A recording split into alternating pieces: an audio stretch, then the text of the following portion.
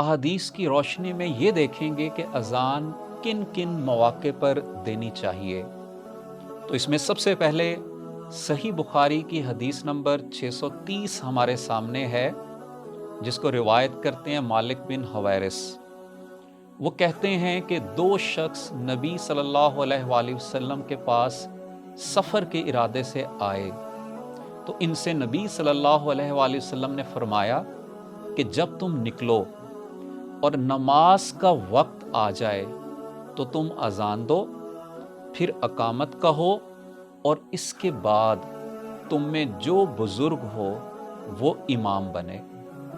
तो यहाँ से हमें पता चलता है कि फ़र्ज नमाज से पहले अजान देना ज़रूरी है। इसी तरह तिर्मिज़ी शरीफ की हदीस नंबर 532 है कुछ इस तरह से कि हज़रत जाबिर बिन सामुरा रज़ियल्लाहु ताला अन्हो से रिवायत है कि मैंने नबी करीम सल्लल्लाहु अलैहि वसल्लम के साथ ईदैन की नमाज 1 और 2 या इससे ज़्यादा यानी मुतअद्दिद बार बग़ैर अज़ान और बग़ैर अकामत के पढ़ी है।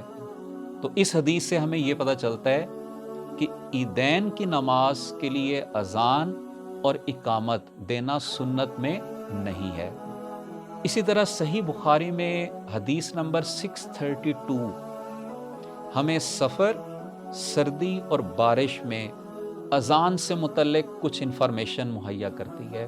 वह हदीस क्या है? हज़रत अब्दुल्ला बिन उमर रज़ियल्लाहु ताला अन्हो ने एक सर्द रात में किसी मकाम पर अज़ान दी, फिर फरमाया अला सल्लु फिर रिहाल, के लोगों अपने अपने ठिकानों में नमाज पढ़ लो। और हमें आपने बतलाया है कि नबी करीम सल्लल्लाहु अलैहि वसल्लम मुअज्जिन से अज़ान के लिए फरमाते, और ये भी फरमाते कि मुअज्जिन अज़ान के बाद कह दे कि लोगों अपने ठिकानों में नमाज पढ़ लो।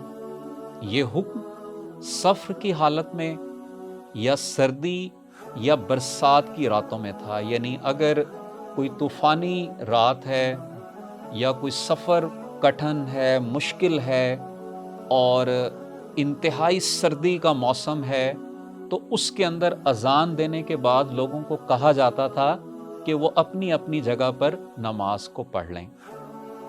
इसी तरह से तिर्मिज़ी शरीफ में हदीस नंबर 1514 है, अबू राफ़े रज़ियल्लाहु ताला अन्हो से रिवायत है कि मैंने रसूल अल्लाह सल्लल्लाहु अलैहि वसल्लम को देखा कि हसन बिन अली जब फ़ातिमतुज़ ज़हरा रज़ियल्लाहु ताला अन्हुम से पैदा हुए, तो आप सल्लल्लाहु अलैहि वसल्लम ने हसन रज़ियल्लाहु ताला अन्हो के कान में नमाज की अज़ान की तरह की अज़ान दी।